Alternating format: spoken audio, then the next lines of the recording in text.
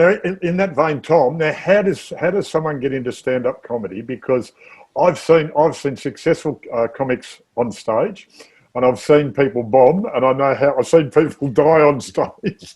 Yep. And it's a hard, like when anybody says it's a hard gig. How did you get into it?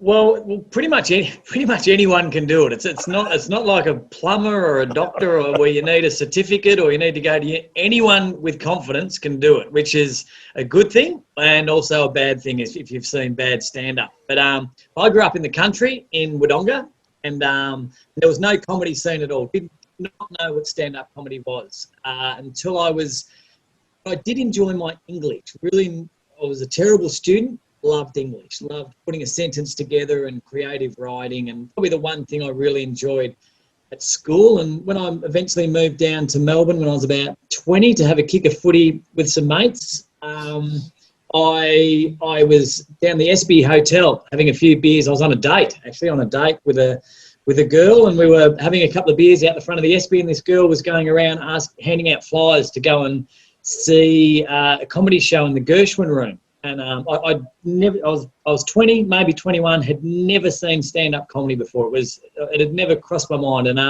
it was $10 to get in, and we went out the back, and it was like another door had opened in my life. Like I was just watching. I could not believe that people were just getting on stage with a microphone, and I must have been lucky and got a really good afternoon of comedy, and I remember I laughed non-stop for 3 hours, and I still remember on the way out the girl just said, "Wow, I've never seen anyone be so into something." And I was like, "Yeah." She said, "You'd love to do that, wouldn't you?" I said, I think that's what I want to do." And I had a really boring, mundane job at the time. I was a dental technician. I reckon I might have made your mouth guard at one stage. I did a lot of the AFL mouth guards. Oh, right. And I used to sit there. It was so boring with my little Bunsen burner, just waxing up teeth.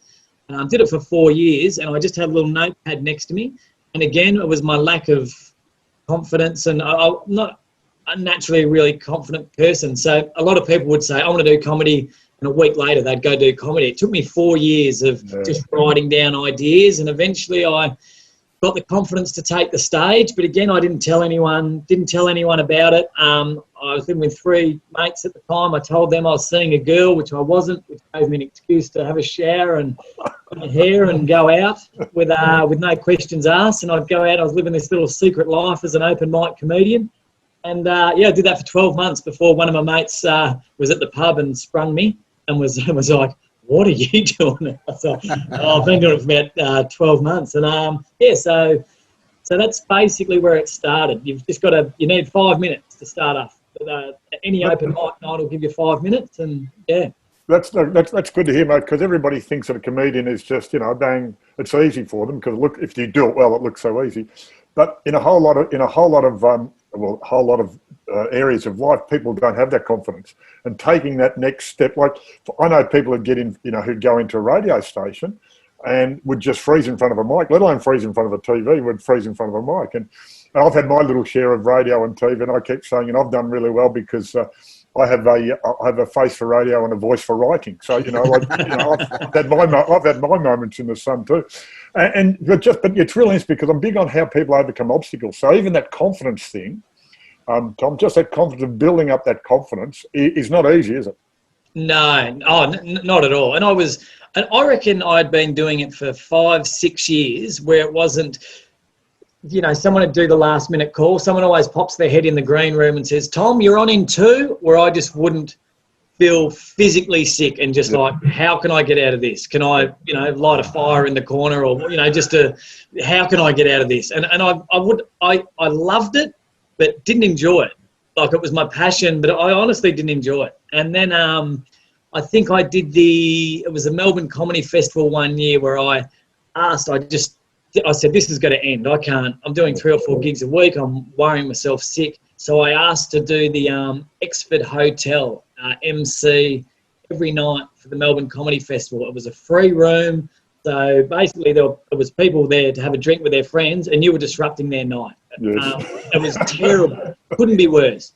And one night a guy got stabbed while I was on stage. It was in the Sun, made the Herald Sun. Couldn't have got a rougher, worse room for comedy. But I said, I'm just going to do it.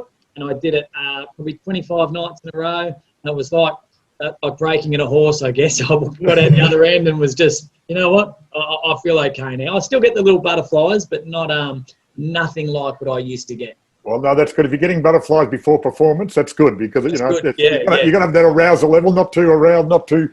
So that's really good. Well, now.